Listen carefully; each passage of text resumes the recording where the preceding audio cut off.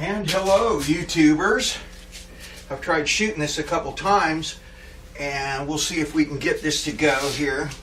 Yep, this is a nice old 72 El Camino. We keep it in the guitar shop here. I'm Ellis of Brown Bag Guitars, and I do all this stuff. I'm Ramblin' Pony amps, Brown Bag Guitars. I guess I play sometimes with the Bruce King Band when they're out playing and recording, so you might know me from them. Plug the BruceKingBand.com. We're doing a project. It seems I've got a lot of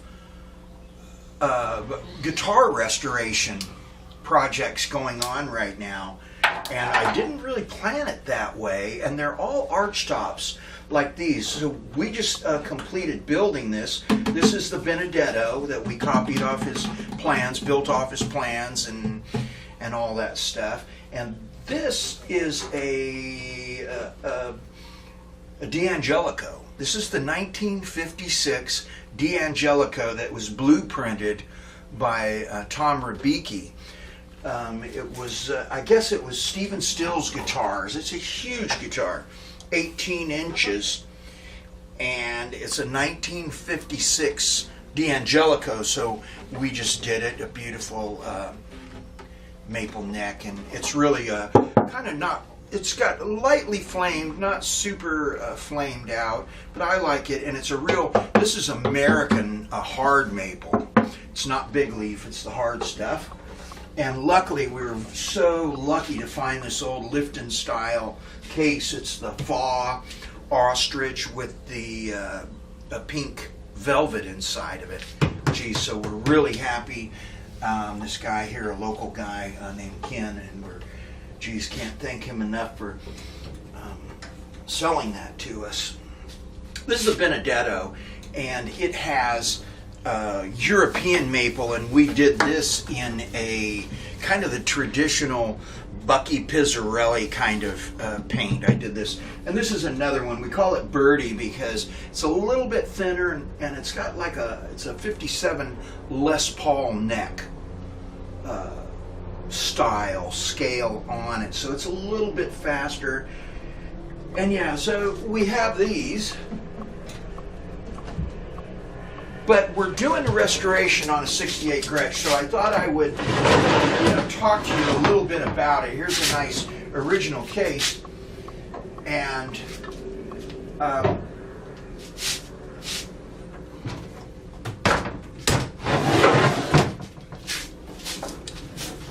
I just thought I'd point some things out and share this with you. There's a few of these things out. I don't know really where I stop. Mainly, so this 68 Gretches, they're notorious for the binding deteriorating off them, and it just crumbles and just dissolves. It's kind of was a weird phenomenon in these guitars. And it's kind of funny because you had people like D'Angelico, and you had Epiphone, and all these other people who were building guitars in New York at the time, and their plastics did not seem to deteriorate, kind of like this notorious 68 Gretsch. It's a double anniversary. This is the 68 Gretsch double anniversary.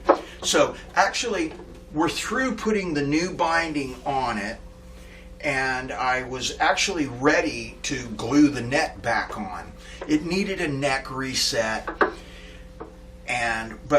so I thought I'd talk about it just a little bit before we put it back together, and then of course I'm going to spray it.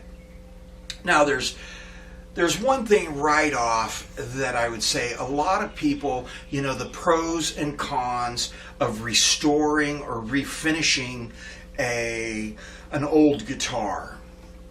I guess it comes from ever since the old beat up Stevie Ray Strats, him and Rory Gallagher, I guess, were really kind of the only two guys that really played beat up guitars. When you look back, every musician always wants a new guitar. We love new guitars. And but I had a 72 but 335, and it was a T-burst like the Larry Carlton. But when I got it, it was in such a state of disrepair. It looks like somebody had it hung in the kitchen and fried bacon there for like 7 or 8 years, and the nitrocellulose had just deteriorated, and they had put in stickers, huge stickers here and there and here. And the guy I bought it from, I actually traded it for a 72 Telecaster that was kind of, beat up. It had been roughed up. And for a Telecaster, a Fender like that, maybe I'd leave it alone. But for a 335 like this, I went ahead and refinished it. I did not want everyone's stickers on it. And so I get a little bit of, lip service and hubbub for people who's, oh, you don't do that, you keep it original and beat up and stuff like that. And so there's the two views of it, and it's like Joe Bonamassa when he got the Skinner, his famous Skinner guitar, and he wanted to play it, so he went and got it refretted. And he's been playing it, and he was talking about, I've actually put a couple nicks in this guitar, and it's good, it's his guitar. One of the reinforcing things is Jimmy Page. I guess his 1960 Standard that he had, I think he did a little shaving of the neck and made the neck a little bit shaved down. Probably like an SG or something that was going around at the time. The 60 or the early 61 SGs, And someone hubbubbed him about that, and he goes, well, this is Jimmy Page's guitar, right? And I'm Jimmy Page, and I'm the one playing it, and, I need to do with it what I want to do with it. That was one thing. I thought that was a great response. But some guitars need to be restored. I feel I actually want to play this. This is a really nice, it's a 68, and I want to play it. So I had to redo the neck, and while it was apart, I rebound the neck. So I refretted the neck.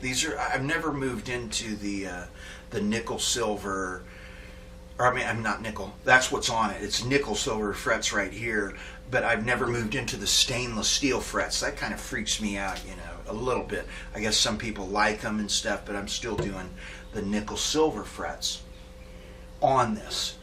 So, and these old Gretsches, I think they were put together with hide glue. When I steamed the neck off this, it sure looked like, and there wasn't really that much hide glue in the cavity here. And so it's cleaned out. When we steamed it off, part of it broke, so I put it back together, and I actually put it back together with it's called the West System 610 epoxy. It's like it's a tube, a loaded tube where you pump it out, and it's a high construction adhesive marine epoxy, and I had some, so I used it to put this little piece of wood back. Kind of an interesting thing, a couple things, was this guitar doesn't have any kerfing in it. The sides are actually very thick. They're like this thick of plywood, this whole side, and there's no kerfing inside it. So they just put the top and the back on that. I thought that was pretty interesting. What they did on these was very clever, is they used a binding that had a black back on it. So, and I never noticed it. I had this guitar for years, and I played it for quite a few years, but it just kind of felt like it was getting worse. And actually, the chipped up binding was starting to tear up the case, because these cases, this is the original Gretsch case, and it says Gretsch, made in Brooklyn, Chicago. They're of this blue felt, and I actually put this in it to keep it from tearing up the stuff. I'm going to take it, I'm going to have to fabric glue this and try and salvage this where it's torn up. But I mean, the binding was really bad. So trying to find a suitable binding to replace it was a little bit difficult. And, at the time, a couple of the luthier supply places, they were out of binding. and I had to kind of shop around and try and find some. We ended up finding one that was thick enough to fill this ledge here, the rabbet, the binding rabbet, as it's called, but it was a lot bigger like this. It was like a full size, so we cut it down. We made a little jig trough on the and then stuck it on the bandsaw and cut it down, and that worked actually quite good. If, you know, somebody, if it comes up, you can email me and I could show you a picture of the thing. I don't know where it is right now. I don't see it right here. I'll grab it. But we made a little jig so we could cut it straight on and cut it down.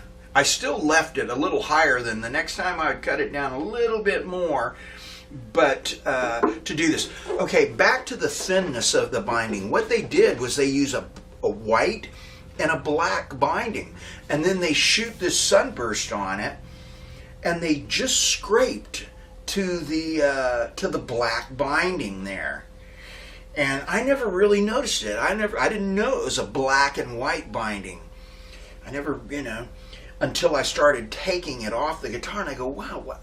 And it was very clever because, you know, when you're doing this, if you just scrape to that black binding line with your razor blade, it leaves a really nice edge. And I thought, oh, that is so clever. So that was one thing. And other than that, I'm just ready to put the neck back on, and then I'm going to shoot the whole thing. I put this on with the Duco cement, which is an acetone-based glue. So, and I knew scraping and sanding around the sides here that I was going to have to reshoot it. You know, I'm leaving this original sunburst for sure. We have it just Scotch-Brighted down, and then I'm going to, you know, shoot it. And I've shot all these guitars. I've shot a few sunbursts, so I can pull that off, just kind of getting the black on the edge here. I do not want to go up here. And just getting this lip, and then I'll scrape. And I haven't decided whether I'm going to do a full kind of scraping like this, or I'm going to bring in the razor blade a little bit and just get kind of a fine line like the original. This is white binding. In the end, I'll probably tint some of the end lacquer, you know, some of the coat lacquer, a yellow, to try and drop a little bit of the whiteness out of this, which a lot of people do. And that's about it. I masked the sides because I didn't want to do these, but I'll still shoot these edges here, you know, and here. But this stuff, about this, came out pretty good. There's a chip of wood out there. I got to fix that. But these edges here, this is just going to get a clear coat of Behlen's nitrocellulose lacquer. And I'll tell you, back to that, it's a matter as if you want to play the guitar. I have a nice, it's a 1968 Gibson 330. It's an older, it could be 68, 69. It's the Cherry 330 with the P90s. But the lacquer on it, if I play it and I don't have a long sleeve shirt on, you know, it'll milk out right here. The moisture goes into the lacquer, and I don't like that as a, you know, for my guitars. So if I'm going to play a guitar, and I'm really hoping to play this, I do some writing and this guitar should be fairly inspirational for, you know, doing some new songs with. So I'm really looking forward to this. I'd actually like to pair it with like a Rickenbacker, you know, and write some kind of heavy chord power ballad, you know, Birds, Stephen Stills, kind of, you know, Tom Petty-ish, Mike Campbell stuff. So I guess that's really it. I just wanted to show that, you know, we do this type restoration work. We're kind of involved in that right now. And these are a couple of our builds. So this is definitely a carved spruce top, you know, and maple. And this is European maple and all the goodies like that. So we build from scratch. But right now I seem to have landed into a bunch of restoration stuff, which I'm happy with. You know, I'm certainly happy to do. I'll actually hope to glue that neck on later.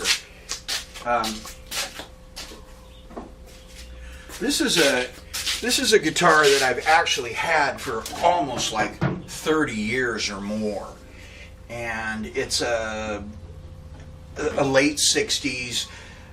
What is it? What are they? 220s or the 125? They're in that family, and this was actually caught in a lover's quarrel. It got to be the implement.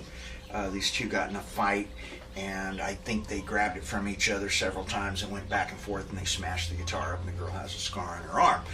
But they brought it to one of the gigs I was playing, like 30 years ago, and they gave it to me in a brown paper bag, and I pieced it together with epoxy.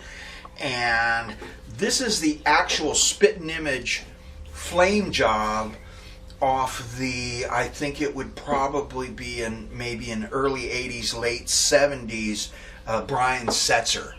Brian Setzer's Gretsch on the Thing of Guitar Player magazine. I copied this exactly, so if you look at it, but it's getting a redo. I had always just kind of scrapped it together, but the neck, I put splines in here, and it lasted for a while, and I used it for slide.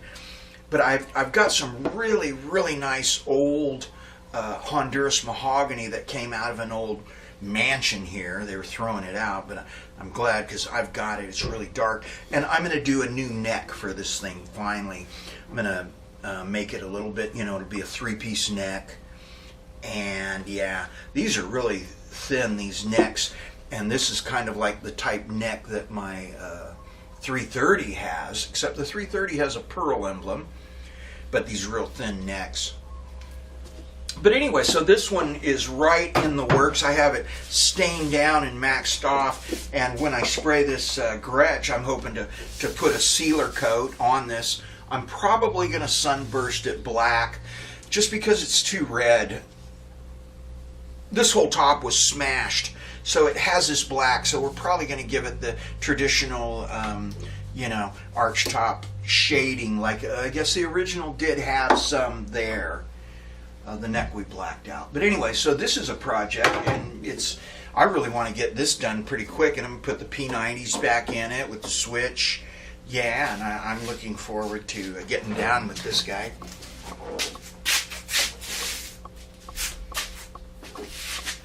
And here's another one.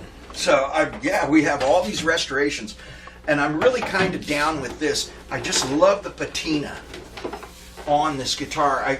I kind of Scotch-Brighted it down, and I put some oil, some cutting board. This thing is just super, super dry.